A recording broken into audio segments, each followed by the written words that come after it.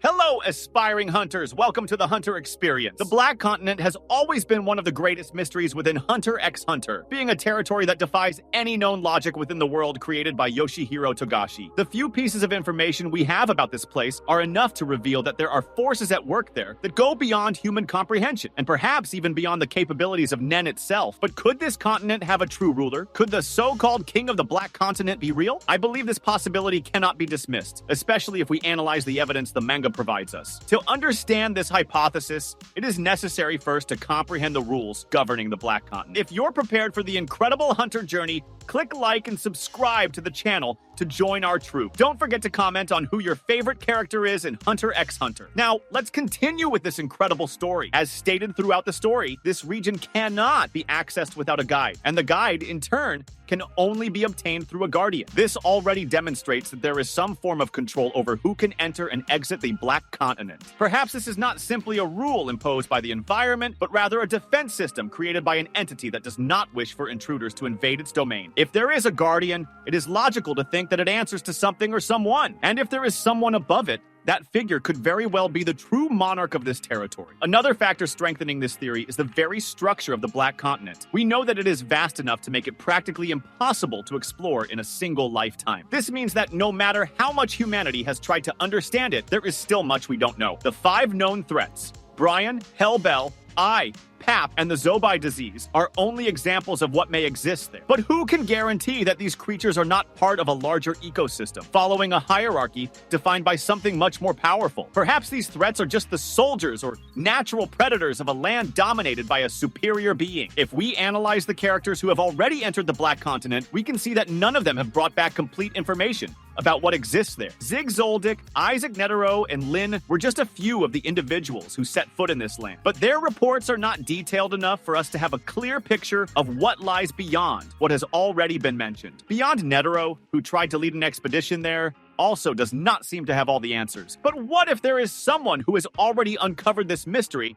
and simply never returned to tell? The possibility of Don Freaks still being alive raises this question. Ging suggested that Don may still be writing the West edition of his diary, which indicates that he may have found something that prevented him from leaving. Perhaps Don has become a key piece in the hierarchy of the Black Continent, maybe even having found the king himself. If there is an entity controlling the Black Continent, what would its powers be? I believe that for something to be considered the true sovereign of this territory, it must be able to subdue even the deadliest creatures of that environment. The Chimera ants have already shown an immense level of power, and yet Brian, Hellbell, and the others are considered even greater threats. If the king of the Black Continent truly exists, then its strength must be on an entirely different level from anything we've seen in Hunter x Hunter. Perhaps this entity has absolute control over Nen, or some form of energy that surpasses everything presented so far. Moreover, would this king be a sentient being, or something more akin to an abstract entity, like a force that governs the environment without necessarily having a physical form? The very fact that humans cannot access the Black Continent freely already suggests the presence of something that imposes natural barriers against invaders. Perhaps this being is behind these limitations, manipulating the conditions of that place to prevent foreigners from interfering with its balance. The issue of longevity is also intriguing. If Don really is still alive after more than 300 years, this could mean that the Black Continent possesses unique properties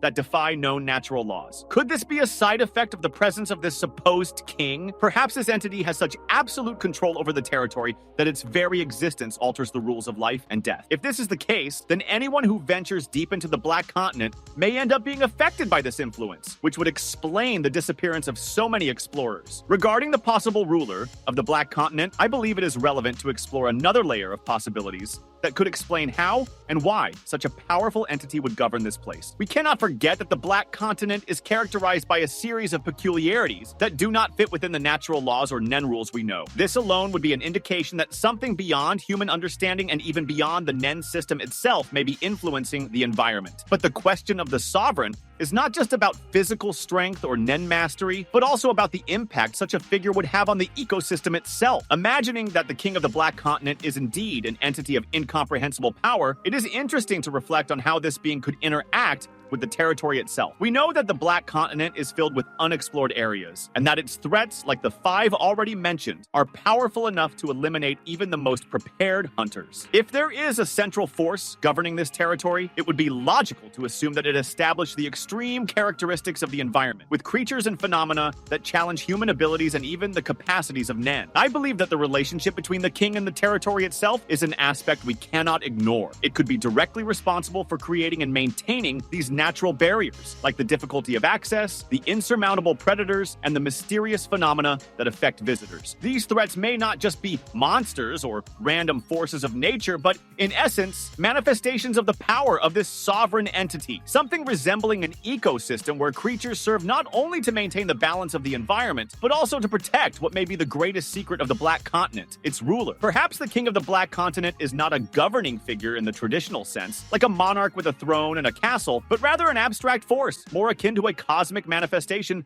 than a humanoid being, like a kind of entity that rules the very essence of the place, with powers that shape the laws of the universe in such a way that the biology and physics of the Black Continent itself are affected. This could explain, in part, why even the life forms that inhabit this territory are so powerful and so different from anything else in the known world. What lies behind this creative force and its connection to the territory? These are questions that need to be explored. Returning to the question of Nen, there is still a great uncertainty about how it could be used or manifested in this context. We know that Nen, as it is presented, is closely linked to the human ability to control their own vital energies, but in the Dark Continent, it seems the rules are different. Perhaps the Nen energy itself doesn't work the same way, or maybe it is completely suppressed in this environment. The king could have created a system where Nen is an irrelevant tool, or even something he manipulates with ease, thus becoming an even more imposing creature. There is an interesting theory about the relationship between Nen and the environment. Many hunters struggle to use their abilities in the Dark Continent as if the laws of Nen are altered or distorted. This could be a direct manifestation of the sovereign's power, as if he interferes with the very nature of Nen, distorting its properties within his domain. But what does this mean for those trying to enter the Dark Continent? Could it be that upon entering its territory, hunters are forced to confront not only their own limitations, but also the laws of physics and biology that govern this place? And what if the king, or the force that rules this land, is controlling these laws, forcing them to adapt or be consumed? Another important issue is the relationship between the Dark Continent and the world outside it. The fact that most explorers have never returned from their expeditions suggests that